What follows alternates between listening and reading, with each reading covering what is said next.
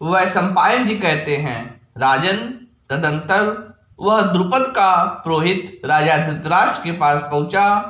धृतराष्ट्र, भीष्म और विदुर ने उसका बड़ा सत्कार किया।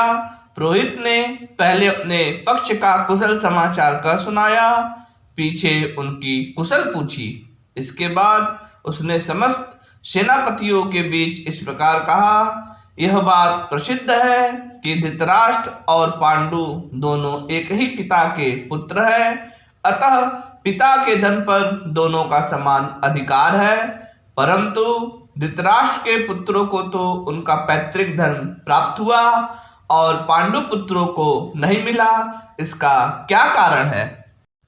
कौरव ने अनेकों बार कई उपाय करके पांडवों के प्राण लेने का उद्योग किया, परंतु उनकी आयु शेष थी, इसीलिए ये उन्हें यमलोक न भेज सके। इतने कष्ट सहने के बाद भी महात्मा पांडवों ने अपने बल से राज्य बढ़ाया, किंतु शुद्र विचार रखने वाले धृतराष्ट्र के पुत्रों ने शकुनी के साथ मिलकर छल से वह सारा राज्य छीन लिया।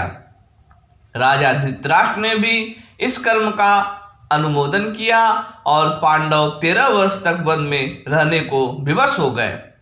इन सब अपराधों को भूलकर वे अब भी कौरव के साथ समझौता करना चाहते हैं, अतः पांडव और दुर्योधन के बर्ताव पर ध्यान देकर मित्रों और हितैषियों का यह कर्तव्य है कि वे दुर्योधन को समझावे।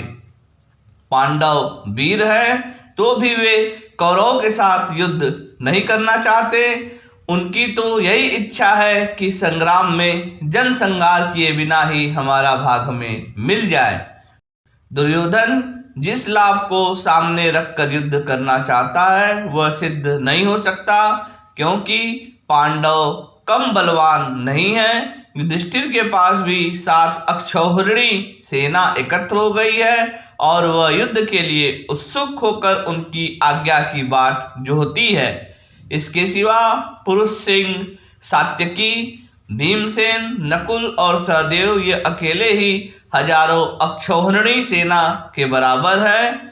एक ओर से 11 अक्षौहिणी सेना आवे और दूसरी ओर अकेला अर्जुन हो तो अर्जुन ही उसमें बढ़कर सिद्ध होगा।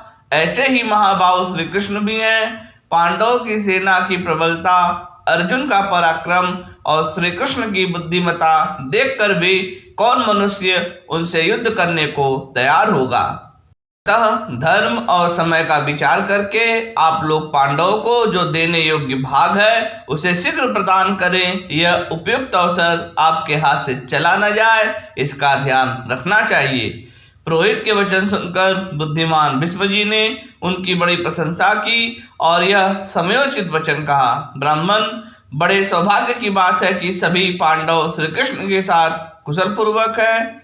यह जानकर बड़ी प्रसन्नता हुई कि उन्हें राजाओं की सहायता प्राप्त है। साथ ही यह भी आनंद का विषय है कि वे धर्म में तत्पर हैं। वे पांचों भाई पांडव युद्ध का विचार त्याग कर अपने बंधुओं से संधि करना चाहते हैं। यह तो और भी आनंद की बात है। वास्तव में किरीटधारी अर्जुन बलवान, शस्त्र विद्या में निपुण और महारथी है। भला युद्ध में उसका मुकाबला कौन कर सकता है?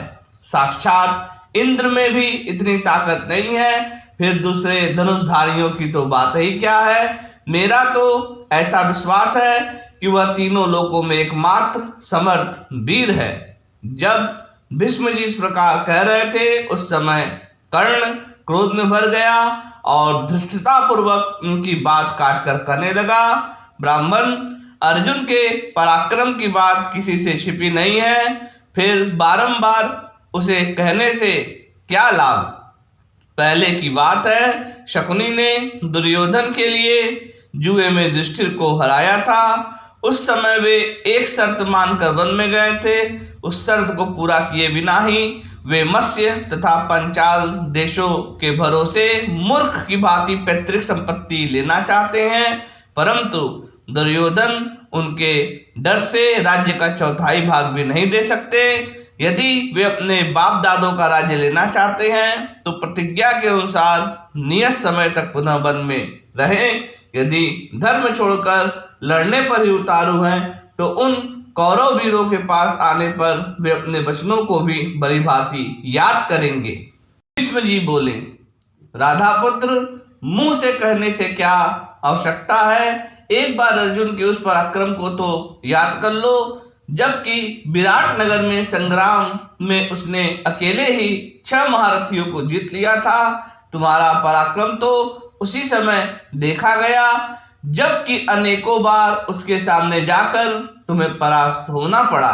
यदि हम लोग इस ब्राह्मण के कथनानुसार कार्य नहीं करेंगे तो अवश्य ही युद्ध में पांडवों के हाथ मरकर हमें धूल फाकनी पड़ेगी। भीष्म जी के ये वचन सुनकर धृतराष्ट्र ने उनका सम्मान किया और उन्हें प्रसन्न करते हुए कर्ण को डांट कर कहा, भीष्म जी ने जो कहा है इसी में हमारा और पांडवों का हित है, इसी से जगत का भी कल्याण है। ब्राह्मण देवता, मैं सबके साथ सलाह करके संजय को पांडवों के पास भेजूंगा, आप शीघ्र ही लौट जाइए। ऐसा कहकर धृतराष्ट्र ने पुरोहित का सत्कार किया और उन्हें पांडवों के पास भेज दिया। तदंतर धृतराष्ट्र ने संजय को सभा में बुलाकर कहा, संजय, लोग कहते हैं कि पांडव उपलब्य नामक स्थान में आकर रह रहे हैं, तुम भी वहां जाकर उनकी सुध लो। अजातशत्रु युधिष्ठिर से आदर पूर्वक मिलकर कहना, बड़े आनंद की बात है कि आप लोग अब अपने स्थान पर आ गए हैं। उन सब लोगों से हमारी कुशल कहना, वे वनवास के योग्य कदापि नहीं थे, फिर भी वह कष्ट उन्हें भोगना पड़ा। इतने पर भी उनका हम लोगों पर क्रोध नहीं है। वास्तव में वे निष्कपट और सज्जनों का उपकार करने वाले हैं। संजय, मैंने पांडवों को कभी बेईमानी करते नहीं देखा। इन्होंने अपने पराक्रम से लक्ष्मी प्राप्त करके भी सब मेरे ही अधीन कर दी थी। मैं सदा इनमें दोष ढूंढा करता था पर कोई भी दोष न पा सका जिससे इनकी निंदा करूं। ये समय पड़ने पर धन देकर मित्रों की भांति सहायता करते हैं। प्रवास से भी इनकी मित्रता में कमी नहीं आई। ये सबका यथोचित आदर सत्कार करते हैं। आजमीर वंशी क्षत्रियों के पक्ष में दुर्योधन और कर्ण के सिवा दूसरा कोई भी इनका शत्रु नहीं है। सुख और प्रियजनों से बिछड़े हुए इन पांडवों के क्रोध को ये ही दोनों बढ़ाते रहते हैं। मूर्ख दुर्योधन पांडवों के जीते जी उनका भाग अपहरण कर लेना सरल समझता है। जिस युधिष्ठिर के पीछे अर्जुन, श्री कृष्ण, भीमसेन, सात्यकी, नकुल, सहदेव और संपूर्ण संजय वंशी वीर हैं, उनका राज्य भाग युद्ध के पहले ही दे देने में कल्याण है। गांडीवधारी अर्जुन अकेले ही रथ में बैठकर सारी पृथ्वी को अपने अधिकार में कर सकता है। इसी प्रकार विजयी और दुर्धर्ष वीर महात्मा श्री कृष्ण भी तीनों लोकों के स्वामी हो सकते हैं। भीम के समान गदाधारी और हाथी की सवारी करने वाला तो कोई है ही नहीं। उसके साथ ही यदि बैर हुआ तो वह मेरे पुत्रों को जलाकर भस्म कर डालेगा। साक्षात इंद्र भी उसे युद्ध में हरा नहीं सकते। माद्री नंदन नकुल और सहदेव भी शुद्ध चित्त एवं बलवान हैं। कुंती नंदन युधिष्ठिर बड़े धर्मात्मा, लज्जाशील और बलवान हैं। शत्रु भाव तो उन्होंने किसी के प्रति किया ही नहीं है, किंतु दुर्योधन ने उनके साथ भी छल किया है। मुझे तो भय है कि कहीं वे क्रोध करके मेरे पुत्रों को जलाकर भस्म न कर डाले। मैं राजा युधिष्ठिर के कोप से जितना डरता हूँ उतना भय मुझे श्री कृष्ण, भीम, अर्जुन, नकुल और सहदेव से भी नहीं है, क्योंकि युधिष्ठिर तपस्वी हैं। उन्होंने नियमानुसार ब्रह्मचर्य का पालन किया है, अतः वे अपने मन में जो भी संकल्प करेंगे वह पूरा होकर ही रहेगा। पांडव श्री कृष्ण से बहुत प्रेम करते हैं, उन्हें अपने आत्मा के समान मानते हैं। श्री कृष्ण भी बड़े विद्वान हैं और सदा पांडवों के हित साधन में लगे रहते हैं। वे यदि संधि के लिए कुछ भी कहेंगे तो युधिष्ठिर मान लेंगे। वे उनकी बात नहीं टाल सकते। संजय, तुम वहां मेरी ओर से पांडव और संजय वंशी वीरों की तथा श्री कृष्ण, सात्यकी, विराट एवं द्रौपदी के 5 पुत्रों की भी कुशल पूछना। फिर राजाओं के मध्य में समयानुसार जो भी उचित हो बातचीत करना, जिससे भरतवंशियों का हित हो, परस्पर क्रोध या मनमुटाव न बढ़े और युद्ध का कारण भी उपस्थित न होने पावे। ऐसी ही बात तुम्हें करनी चाहिए। जय श्री कृष्ण।